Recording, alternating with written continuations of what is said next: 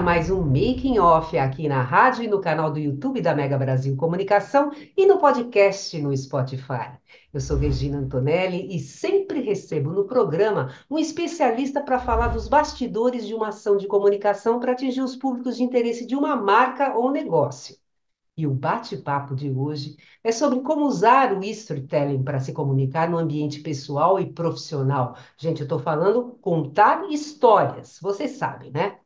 Para falar sobre o tema, o Making Off recebe o jornalista e palestrante José Antônio Ramalho. O Ramalho, ele é especialista em tecnologia e comunicação com mais de 30 anos de experiência no mercado corporativo. Autor de 124 livros, isso mesmo, 124 livros.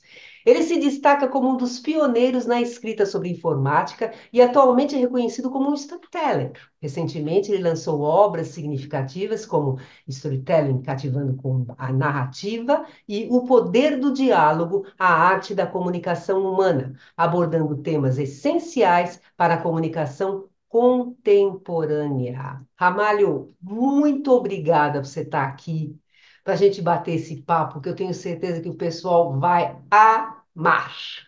Eu que agradeço a oportunidade de estar contando histórias aqui com você. Muito bom. Ramalho, você é natural de onde? Eu sou paulistano, nascido no dia 7 de setembro na maternidade de São Paulo. Mais paulistano que eu, é Ah! impossível. Que beleza, você é virginiano como eu. É Eu sou de verdade. 5 de setembro, que beleza. Mas eu costumo falar também que eu sou terráqueo, tá? Aqui Porque eu eu me vejo também. Muito bom, pertencendo ao planeta e não só aqui ao hemisfério sul, né? muito bom, muito bom. Bom, mas vamos lá. Você começou na área de informática, né, que não era tecnologia naquela época, né? Informática. Eu queria que você contasse para a gente como que foi essa passagem, né? Para você se tornar um storytelling reconhecido, né? Quais foram os principais desafios que você teve que superar para fazer essa mudança na tua vida? Em si. Bem, eu me formei em 84 em tecnologia pelo Mackenzie e era uma época de transação do mainframe, aqueles computadores que ficavam naquelas salas congeladas, para a Uhum. microcomputação, né, para os microcomputadores. Então, era uma época que não se tinha material em português sobre a tecnologia. Na hora que começaram a surgir os primeiros softwares, como os processadores de texto, planilhas, tal, não tinha livros em português. Então, eu dava aulas também, né, de tecnologia, usava alguns pouquíssimos livros que tinham, e eu criei algumas apostilas para os meus cursos. E essas apostilas eu apresentei um dia numa editora, editora Atlas.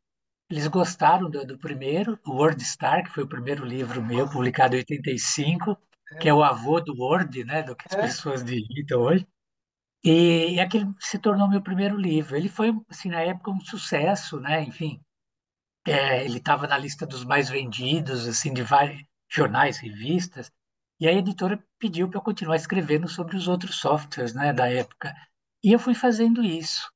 E com o tempo, eu realmente eu vi que uma característica minha é traduzir coisas difíceis, não só técnicas, né, mas conceitos, numa linguagem mais palatável. Então, essa foi uma característica que eu notei que eu conseguia, transformar coisas complexas em mais simples. E passei a escrever para a Folha de São Paulo como colunista. Aí eu comecei a viajar muito para cobrir eventos de tecnologia. Então, isso me permitiu ter um contato no exterior, me permitiu fotografar, que era um hobby meu, mas que eu gostava muito, eu sempre fotografava minhas viagens. Isso foi desenvolvendo uma carreira em paralelo, né, fotografia. Aham. É, Aí eu comecei a escrever para a InfoExame, né, a gente criou a revista InfoExame, lá na Abril, e essa sequência ia me fazendo ter cada vez mais contatos com pessoas de áreas distintas. A parte de viajar, que era algo que eu sempre curti, né? Sempre gostei, eu comecei a escrever também sobre viagens, né? Legal. Que era uma outra linguagem também. Sim. E aí, assim, eu vou incorporando na minha profissão de escritor os assuntos que eu estou vivendo, né? Fundamentalmente, eu vivo aquilo que eu escrevo.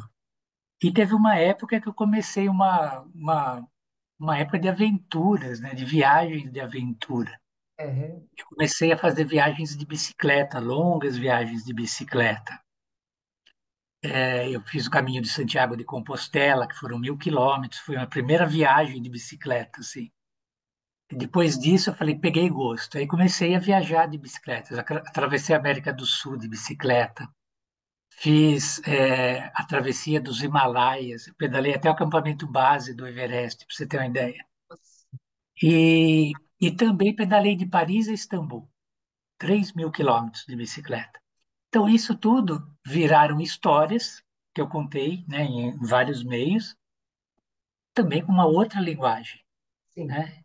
verdade. E isso foi evoluindo. Aí eu passei a incorporar também a linguagem de vídeo. Eu comecei também a produzir vídeos e documentários de viagens. Então, eu tive que desenvolver essa outra linguagem, que era da escrita para o visual, Sim, e desenvolver de uma forma sistemática uma estrutura narrativa, né? Porque cada meio tinha uma estrutura diferente da outra. Então, esse foi um processo contínuo, né? À medida que eu ia indo para outras áreas, eu ia escrevendo sobre isso. Numa viagem que eu fiz à Grécia, por exemplo, eu fiquei tão apaixonado pela mitologia grega, pela cultura grega, que eu li um livro inteirinho no voo de volta. Eu li 300 páginas no voo de volta e falei, vou escrever sobre isso.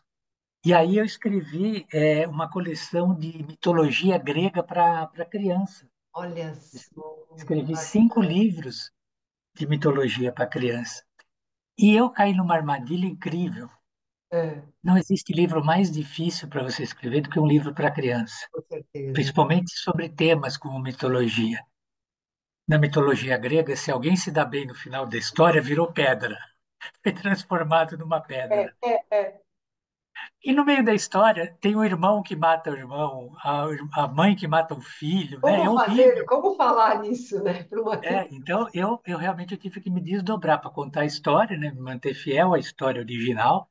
Mas foi difícil, né? Eu ter que me adaptar novamente em termos de linguagem para esse público. E, enfim, né? Continuando, até que chegou um ponto, há uns 4 anos, um amigo meu falou: Ramalho, por que você não escreve sobre storytelling? Você é o maior contador de histórias que eu conheço. Eu falei, mas Legal. como assim? Ele falou: não, é verdade, você sempre tem um assunto, a gente conversa sobre alguma coisa, você sempre tem uma história para contar, e isso não é fácil, né? E aí eu pensei nisso, né? Que o que para mim parecia ser um processo que foi natural, na verdade não foi. Foi uma construção ao longo do tempo, né? Incorporando habilidades que eu não tinha, Sim. né? Você pode não acreditar, mas eu sou um cara muito tímido. Eu sou muito introvertido. Então Uhum. eu tive que, num momento qualquer, superar isso também, né? Sim. Para poder ser mais extrovertido, né? E isso no ponto de vista de ser um contador de histórias ao vivo, né? Um contador de histórias ator, Sim. que você tem o contador de histórias e escritor, né? Você pode criar histórias e nunca interpretá-las. Ou você pode interpretar histórias de outras pessoas, né? Então, esse foi um processo de construção ao longo do tempo, né?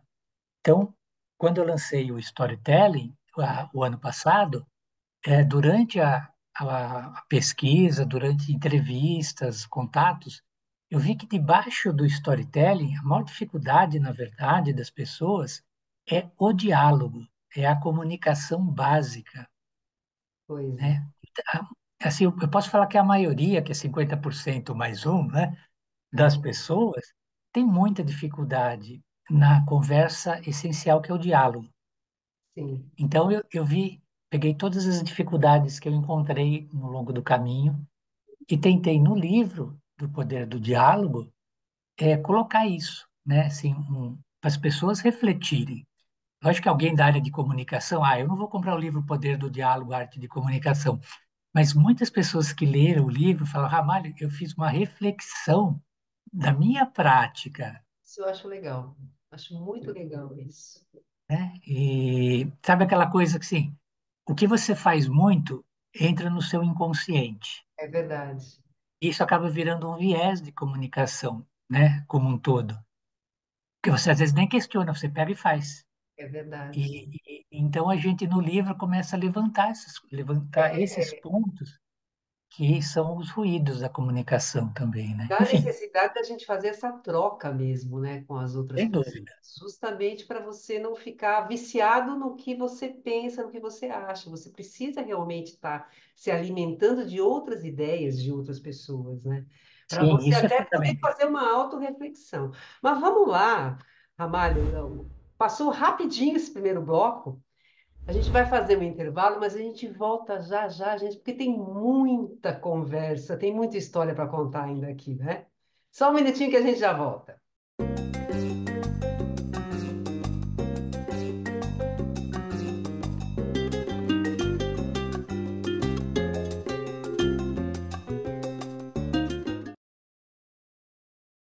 O Prêmio Jatobá PR 2024 decolou. Na sua 8ª edição, o Prêmio Jatobá PR mantém a missão de fortalecer a atividade de PR no Brasil e na América Latina, dando ampla visibilidade aos cases de PR produzidos pelas agências e organizações de comunicação corporativa. O Prêmio Jatobá PR incentiva a excelência em PR a partir do protagonismo do setor de comunicação dos seus profissionais e dirigentes. Venha encarar o desafio.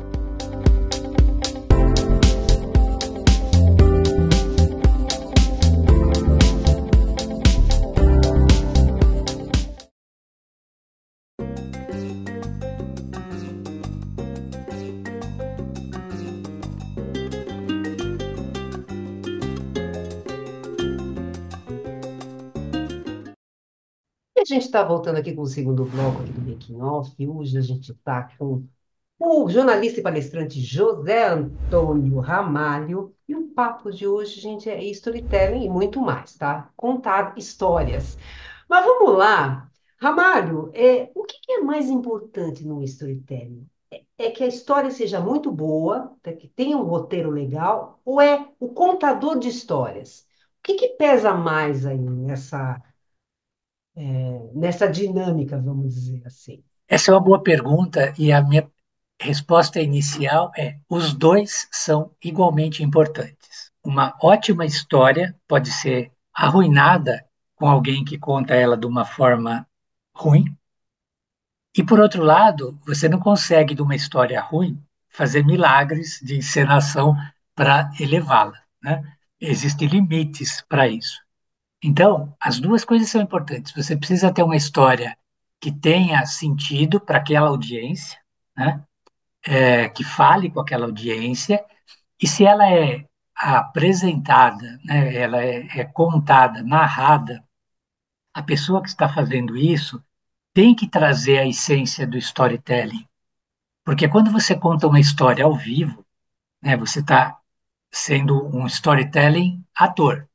Sim, Então você tem que trazer a dramaturgia para a história, o texto que está ali. Então é aí que muitas vezes a pessoa só conta a história, ela não interpreta a história. E isso dá uma diferença muito grande. certeza.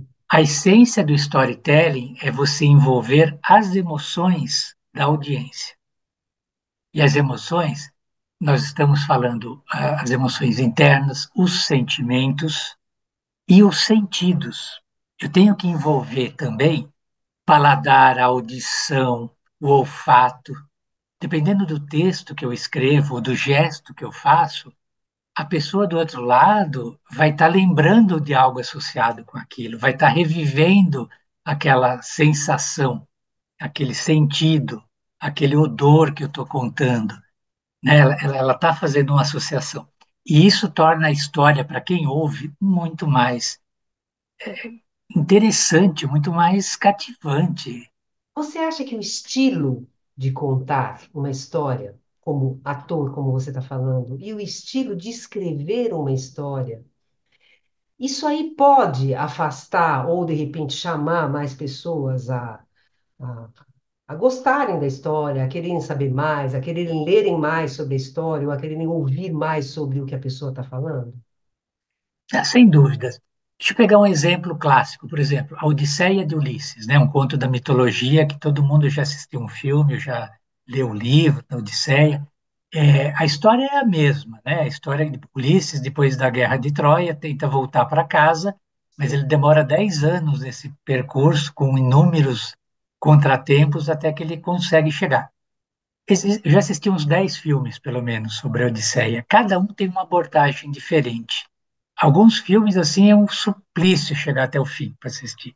Uhum. Outros, você fica aguardando a cada cena, porque ele te engajou, ele te envolveu, né? Então, o diretor conseguiu usar a linguagem dele, diretor, para interpretar um texto de 2.500 anos e fazer com que a audiência de hoje, século XXI, curta aquela história, né? Se veja naquela história. Então, isso é muito importante. Então, o texto pode ser bom, né? A história pode ser boa. Eu não quero dizer que todo mundo tem que ficar dramatizando, né? Nada de Shakespeare, né? Numa apresentação de PowerPoint para a diretoria. Sim. Mas a gente pode trazer isso, sim. Eu acho que a linguagem corporal, né, é muito importante. É muito importante. E precisa ter um tempo máximo para contar uma história, para você prender assim a atenção das pessoas, ou não? Você Olha, pode ficar falando horas, ou sei lá o quê. sim, aí a gente tem que considerar o meio, né? Então, é um livro, é um filme no cinema, é um vídeo no YouTube, é uma story no Instagram, né? Então, cada um já tem mais ou menos aí uma minutagem, vamos colocar assim, ok. Se você pensar em termos de YouTube, por exemplo, qualquer coisa assim, acima de 5 minutos, as pessoas já olham o tamanho antes de assistir. É, Tem mais de 5, em teoria, eles nem já clicam ali para ver.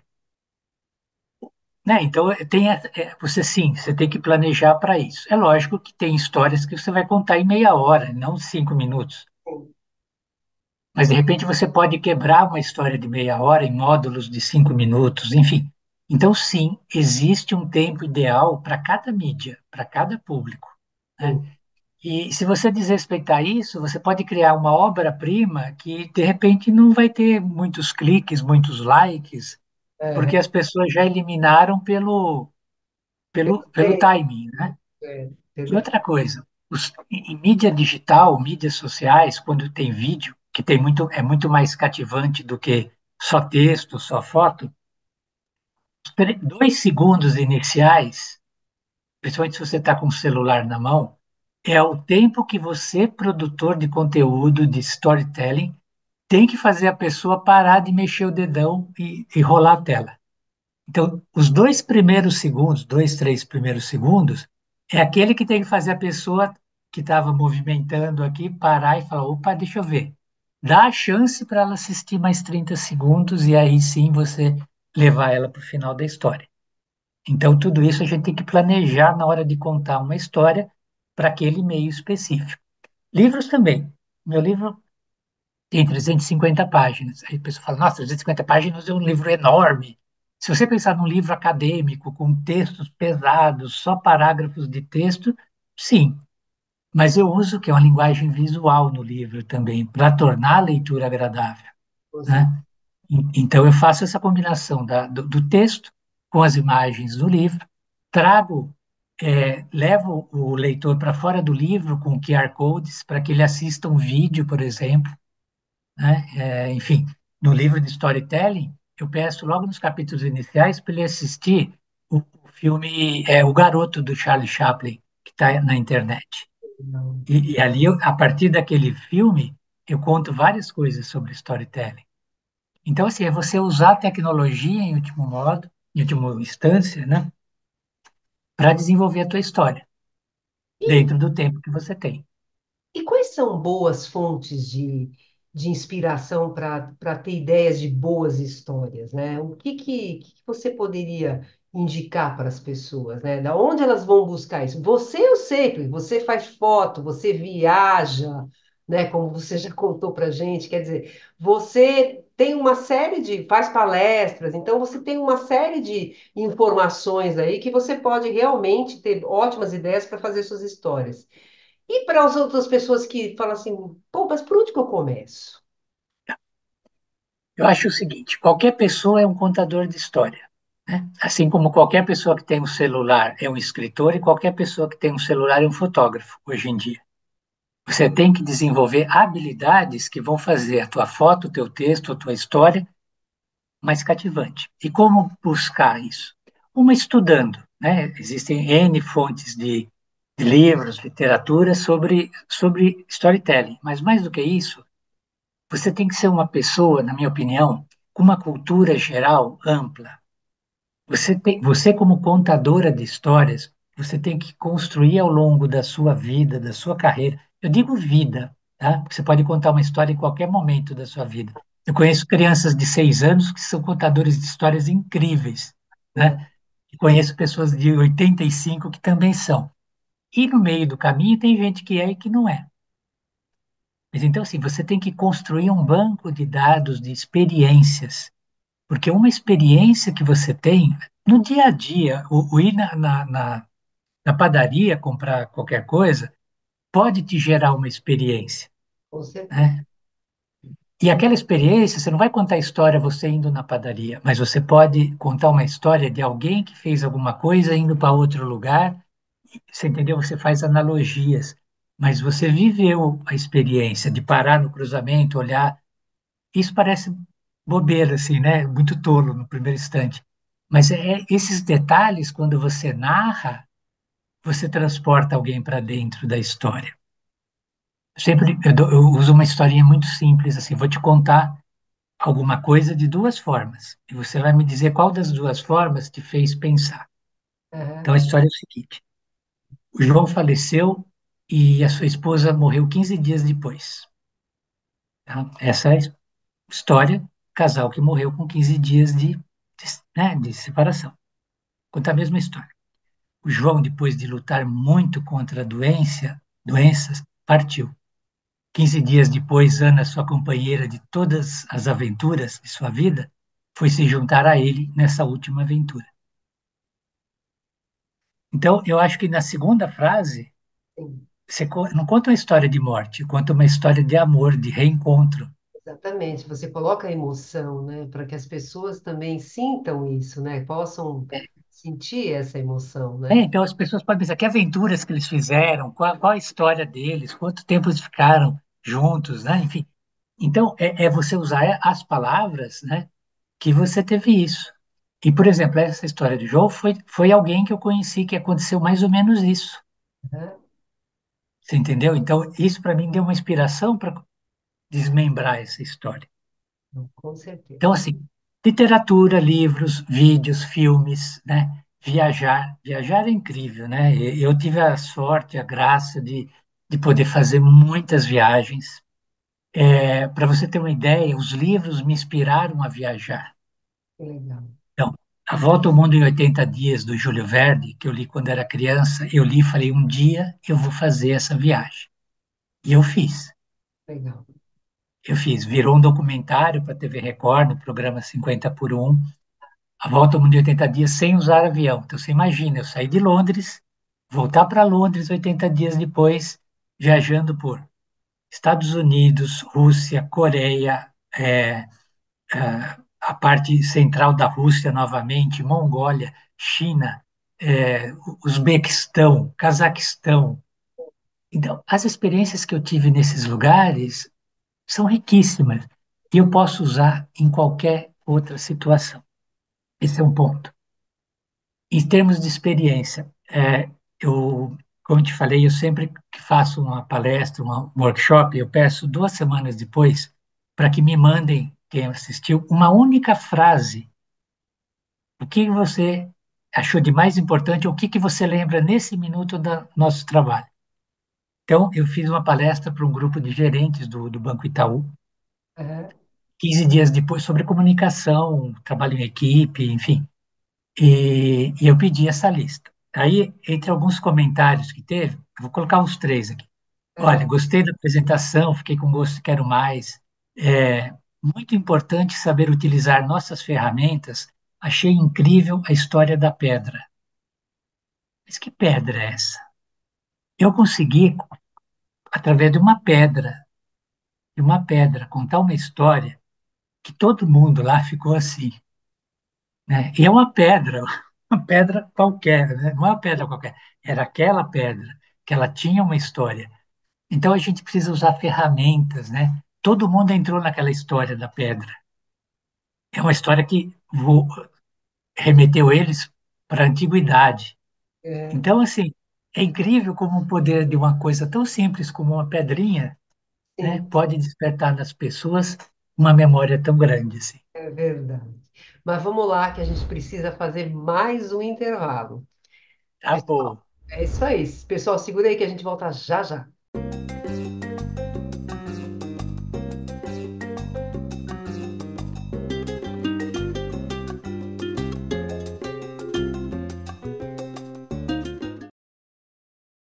Sentiu sintomas, começou a febre.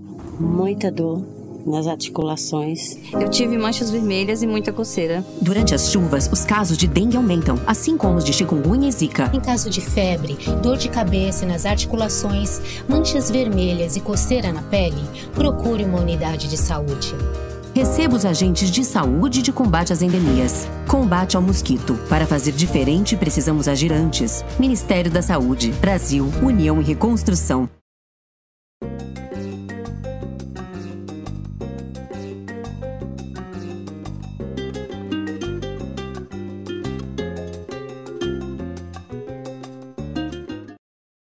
E a gente está voltando aqui com o último bloco do Making Off. E hoje a gente está recebendo o José Antônio Ramalho, jornalista, palestrante e storyteller, né?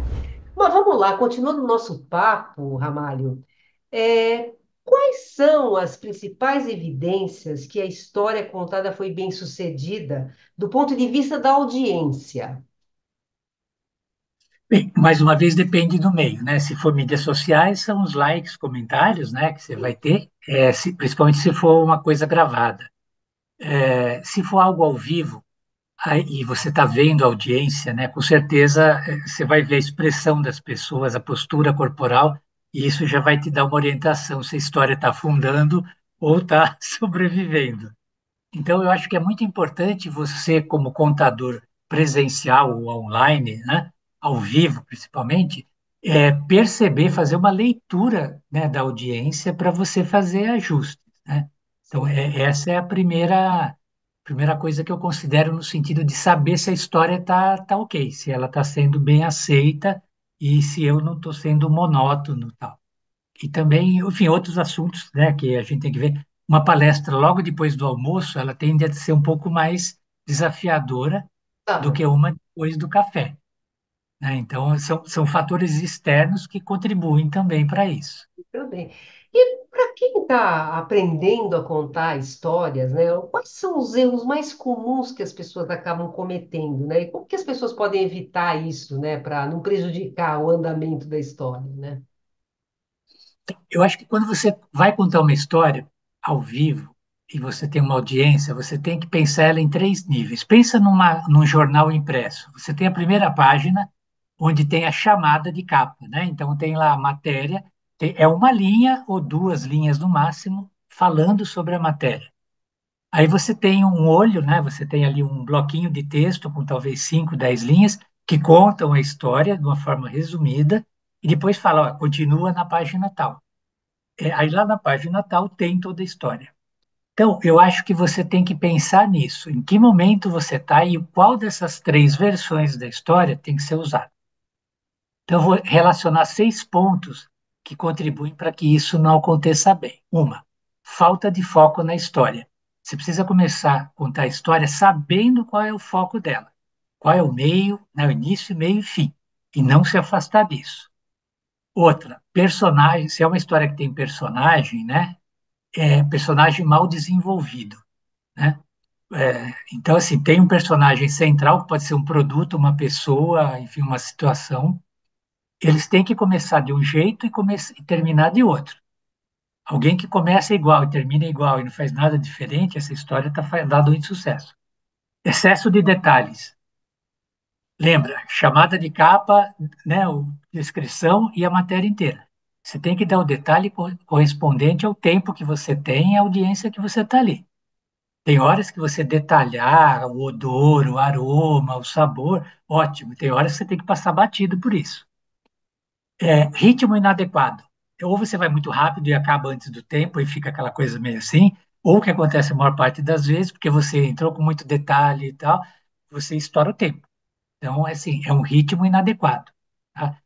Teste antes, sempre teste, sabe? De preferência no ambiente similar àquele que você vai dar a palestra ou a contar a história. Não mostrar, apenas contar. Esse é outro problema. Se eu simplesmente contar, eu estou lendo, eu preciso interpretar. Eu mostrar aquilo estava saboroso, né, onde eu uso meus dedos assim, para fazer aquela coisa que eu estou. Então, eu estou mostrando, não estou contando. E a outra, e finalmente, assim, inconsistências na história. Muitas vezes você começa a contar a história e no meio da história tem algo que não bate com o que você já falou antes Ah, ou com o que vai acontecer lá na frente. Aí comigo fala, nossa, mas o cara não falou que tal coisa, mas não aconteceu. Então, é pensar nisso. Foco na história, personagem mal desenvolvido, excesso de detalhes, ritmo inadequado e inconsistência da história. e você tem algum exemplo para falar para a gente, assim, na comunicação, de alguma coisa do uso adequado do storytelling? Olha, eu fiz até um artigo que está no meu LinkedIn. O meu LinkedIn é o meu nome, é José Antônio Ramalho, até deixo aqui já para quem quiser dar uma olhada. Eu fiz uma comparação em uma pesquisa. O Sylvester Stallone fez duas propagandas, né, dois comerciais, tal, para duas empresas brasileiras. Um foi recentemente, que ele fez junto com o Marco Mion para o Itaú, né, Sim, onde ele fala sobre superação, né, ele usa como tema rock, o lutador. sim. E o outro ele fez em 2008, 2009 para a Volkswagen, junto com a Gisele Bündchen, para vender o novo Gol daquela época. Então, não tem o certo e o errado, mas assim, é o mesmo ator vendendo um produto, um serviço, com uma superprodução, nos dois casos. No caso do Stallone com o Gol da Volkswagen, o Gol aparecia ele dirigindo naqueles canais que tem lá em Los Angeles, com um helicóptero soltando mísseis, aquela emoção, e a Gisele apresentando o carro dentro de um estúdio, e ele correndo. Chega no final, ele entra no estúdio com o carro e fala: desculpa, eu cheguei atrasado, e eles encerram. Ali, superprodução, mas assim, não teve conexão com a audiência. Sim. Estava vendendo um carro e ninguém ia fazer com aquele carro que comprasse aqui o que ele fez lá. Eu falo assim, ia levar 30 pontos na carteira só pelo que Claro, ele fez. E nesse que ele fez com o Mion, ele fala da superação. O Mion não fala ele como o Mion da TV, ele fala como o Marcos, como uma pessoa. E sim. conta a trajetória dele, que não foi fácil ele chegar lá. Tem gente que gosta dele, tem gente que não gosta, mas não importa, aquilo é verdade. Né? Ele teve uma trajetória. E o Stallone, ele termina falando assim, keep going, Marcos, né? Continue, né? Ou seja, você não, né? Não pare. Mas quando você vê a música do rock, ele subindo as escadarias, é emocionante. Quem gosta ou não gosta dele tem um fator emocional muito grande. Então, ali é o mesmo ator com dois produtos, né? E a sensação que eu tive assistindo os dois foi completamente diferente. Não, com certeza, gente. E a gente vai tentar colocar aqui para vocês relembrarem dessas propagandas. Agora eu queria que você falasse, que você relacionasse para a gente os pontos chaves dos seus livros, o Storytelling Cativando com a Narrativa e o Poder do Diálogo, a Arte da Comunicação Humana. Quais são esses pontos chaves que você destaca sobre a importância de saber contar histórias? Bem, no livro Storytelling, que foi o antepenúltimo, penúltimo, né, que eu sei, eu procuro assim, introduzir o conceito de storytelling, Hum? mostrar que ele é tão antigo quanto a humanidade, que ele existe desde a pré-história, e ele vem evoluindo à medida que a tecnologia evolui, né, e ele também está relacionado com o contexto, né, geopolítico, né, tudo isso conta no storytelling. Então, a gente faz uma introdução ao storytelling, a evolução dele ao longo da história. partir do momento que Gutenberg, 1400 e pouco, lançou a impressora, né, mudou a forma de se contar histórias. Até aquele ponto era só oral, ou apenas os monges, né, que escreviam aqueles livros, né, aquelas iluminaturas, faziam. Então a história passou a ser mais popular e mais distribuída pelo mundo. Evoluindo, você começa a verificar padrões nas histórias. Joseph Campbell é um historiador americano, estudioso. Ele desenvolveu uma teoria chamada Jornada do Herói. Ele tem um livro com esse nome, O Herói das Mil Faces, onde ele identifica que quase toda a história tem 17 etapas, ou 12, numa forma simplificada. E se você contar uma história com aquela estrutura, ela tem tudo para ter um sucesso. Não quer dizer que vai ser, mas é provado que é. Aí eu fiz um levantamento. Star Wars e Harry Potter, todo mundo gosta, né? Eu já assistiu, né? Qualquer geração já assistiu. Então, a história do Luke Skywalker no Star Wars e a história do Harry Potter, se você pegar o primeiro filme, né, de cada série, é exatamente a mesma história, a mesma estrutura. Então, o Harry Potter vive com os tios em Londres, o Luke Skywalker vive com os tios em Tatooine. Até que uma mensagem chega pelos robozinhos para o Luke e uma coruja traz uma mensagem para o Harry. Aí eles vão ser treinados, um para ser Jedi, outro para ser feiticeiro. Aí cada um tem um mentor, que é o Hagrid, o Dumbledore ou o Obi-Wan Kenobi. Aí, para conseguir chegar, né, no final do seu treinamento, ele passa por uma estrada de desafios. Ele tem que lutar com seus medos internos e os seus inimigos externos. Ele faz aliança, né, com o Rony e com a coleguinha dele, assim como o Han Solo e com o Chewbacca. Então você vai, ele chega uma hora que ele luta contra o Darth Vader, no caso o Skywalker, né? E o Harry Potter luta com a sua Nêmesis, né? E no final da história, eles chegam, né? Eles conseguem chegar no seu objetivo. É a mesma estrutura. Se você pegar uma série de outros livros e filmes, você vai conseguir identificar isso. Então eu conto como montar isso. Legal. Tem outras estruturas que eu falei, depende do contexto. Tem uma estrutura oriental que chama Kintsu, que é uma estrutura em 4 atos. Uhum. E é uma estrutura, se vocês assistirem na Netflix, o serviço de entregas da Kiki é um exemplo perfeito dessa estrutura narrativa. É mais suave, não existe tanto conflito, mas é incrível como você fica preso na história o tempo inteiro. Apesar de não ter grandes desafios, Uhum. mas é um constante. Então, a gente procura trazer essas diferenças de narrativa. Aí, a partir daí, a gente tem um momento que você precisa dominar o texto, né? Você precisa dominar a escrita. Mesmo que você vai fazer um vídeo para o YouTube ou alguma coisa, você tem que criar um roteiro, você tem que dominar a língua. Quanto mais você dominar a sua língua, mais chances você vai ter de achar palavras, de você fazer um monte de coisa dentro da história. Aí eu conto como contar histórias usando os meios que a gente tem. Então, como contar histórias em vídeo, como contar histórias usando só o celular, como contar histórias no Instagram, que é diferente de outros meios. Então, a gente vai procurando usar o mesmo conceito, mas aplicado na prática, no dia a dia. Eu mostro, por exemplo, um dia na vida das pessoas. Eu peço para as pessoas contarem um dia da sua vida.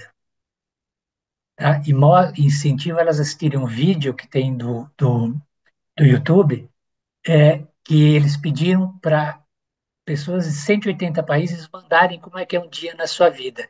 Eles fizeram um único vídeo de 1h30 que mostra como é que é um dia na vida do mundo. É incrível essa experiência. Então, essas experiências trazem para vocês outras perspectivas. Você descobre que o mundo é tão diferente, mas tão igual nas coisas mais simples. Muito bacana isso. Muito... Então a gente vai evoluindo, né, até chegar a esse ponto que você tem o conhecimento de que existem técnicas que funcionam melhor, que você precisa se desenvolver naquelas áreas que você não tem tanta habilidade, para poder ser um bom contador de história. Agora me diz uma coisa, Ramalho, as pessoas que quiserem comprar seus livros, aonde que elas podem, por onde elas podem comprar? Bom, os meus livros estão disponíveis nas livrarias eletrônicas, né? Online, na Amazon, enfim, qualquer uma delas você encontra. Nas físicas dos grandes cidades você também encontra. E se na Amazon tem uma página minha, se procurar meu nome, ele tem os livros mais recentes, né? Que apesar de ter escrito 124 livros, mais de 100 já morreram, né? Porque eram temas sobre tecnologia que já não existem mais. Mas, enfim, lá é um ponto de entrada para isso. Quem quiser conversar com você, trocar uma ideia, quais são as formas de contato? Olha, eu acho assim, quem tem LinkedIn, eu acho que é a forma preferencial, né? Porque dá até para as pessoas analisarem um pouco ali da minha história, de algumas experiências minhas. Meu LinkedIn meu nome é José Antônio Ramalho, e tem poucos José Antônio Ramalho careca lá, então vocês não vão ter problema de me encontrar se tiver homônimos por lá. Ah, E, e também o meu site, que é o ramalho.com.br, e o outro que é específico de storytelling, que é storytelling.ramalho.com.br. Então, muito por aí, estou sempre disponível para trocar ideias e contar histórias. Muito bom, Ramalho. Olha, muito obrigada, viu, Ramalho? Foi muito legal a conversa. Eu tenho certeza que a gente ficaria muito mais tempo aqui contando, falando tudo, né, sobre o tema, mas a gente agora eu preciso passar uns recadinhos para o pessoal aqui. Claro, claro. Vamos lá, gente. O programa Making Off vai ao ar toda quarta-feira, às 10 horas da manhã. Na rádio, para acessar, é www.radiomegabrasilonline.com.br. Nós também estamos no canal do YouTube da Mega Brasil. O programa está lá, é só vocês acharem o programa, tocar o sininho, porque toda vez que tiver entrevista nova, vocês vão ficar sabendo e vocês não vão querer perder, não é mesmo? E também estamos no podcast no Spotify. Gente, um grande beijo para vocês e até a próxima.